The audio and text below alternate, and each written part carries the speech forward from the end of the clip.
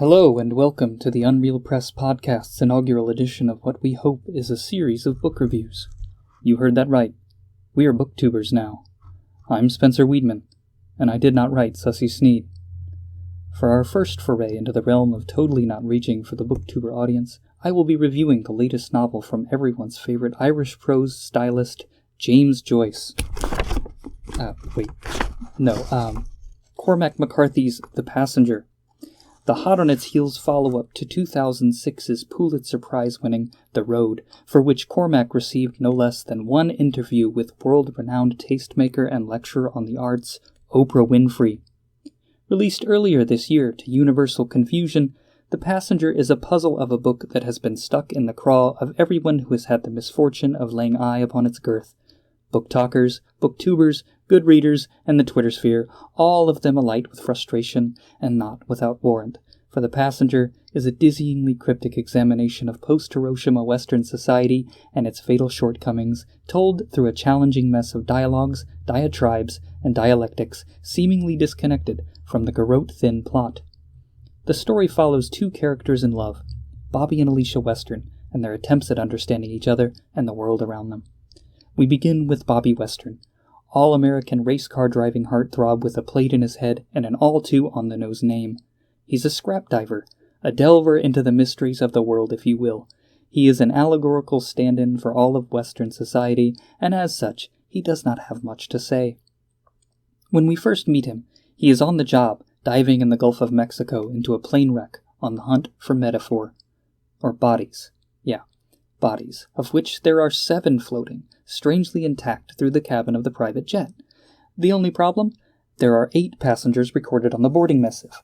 Cue dramatic music, cue mystique, cue suspense, etc., etc. Only, don't get your hopes too high because, spoilers, even through multiple run-ins with alphabet agents, IRS auditors, and insane asylum inmates, we never see sight nor sign of this elusive passenger.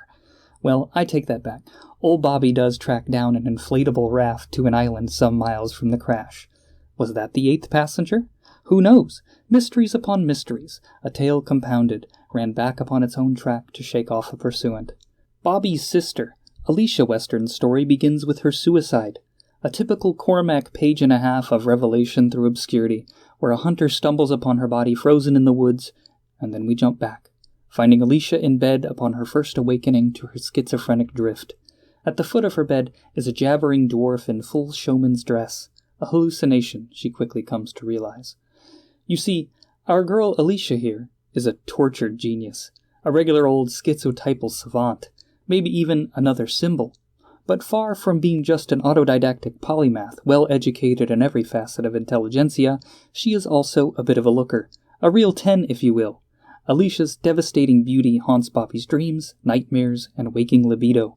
Her story is told time-staggered against Bobby's, running parallel but in the distant past, and is conveyed primarily through dialogues with the aforementioned dwarf named the Thalidomide Kid and his cromulent cadre of ghoulish, buck-dancing minstrel familiars. They seem to want something from her. She does not know what that might be. She only wants to die. And that's it. That's the plot. The aforementioned accounts for a solid first quarter of the book, builds intrigue through the mystery of the missing body, through the conversations between Alicia and her hallucinations about her father's connections with the Manhattan Project, then nothing. It's plotless from there. In fact, open the cargo bay door, grip tight to the ankles of your partner, check your chute, 'cause we're smoke jumping into the metaphysical forest fire that is the modern world. Free fall.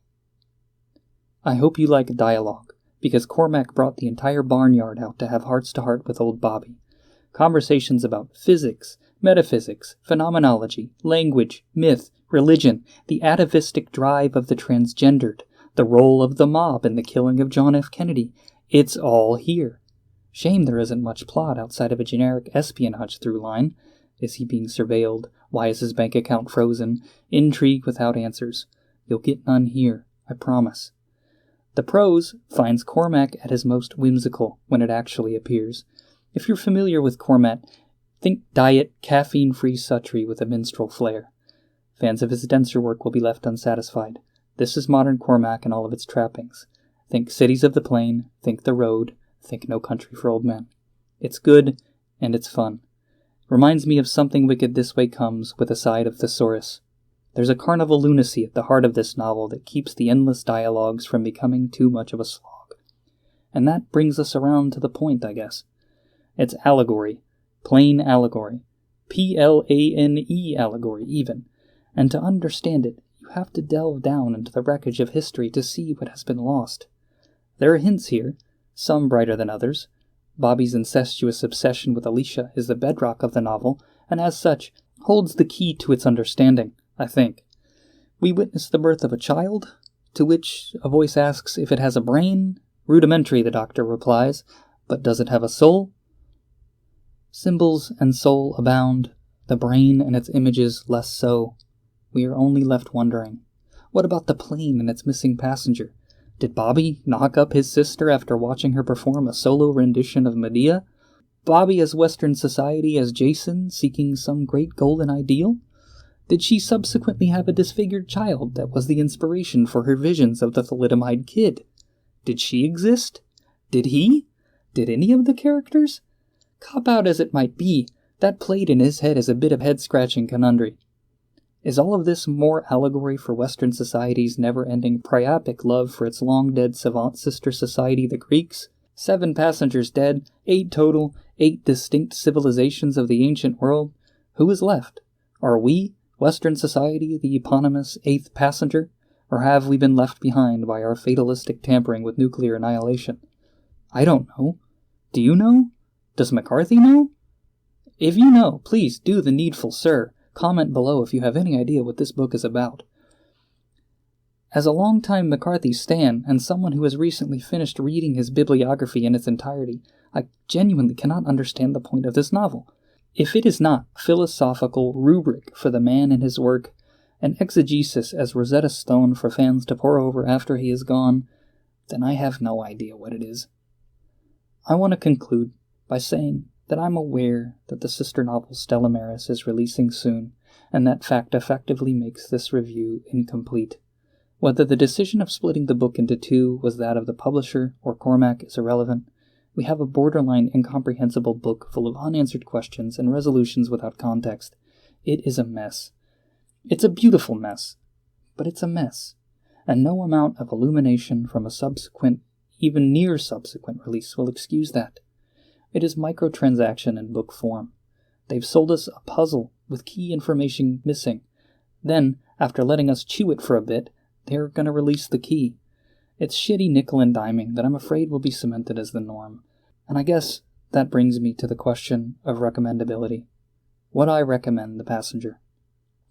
To normal readers, the book talkers, the book tours, the good readers, the reading clubbers, no, I wouldn't, with a caveat. If you like literary puzzles or meandering exegesis, then by all means, take a crack at The Passenger. But unless you have a familiarity with the man's work, the calls back to his previous works will float right past, and the subject matter will no doubt confuse and upset you. It's heady stuff. Heady, disconnected stuff.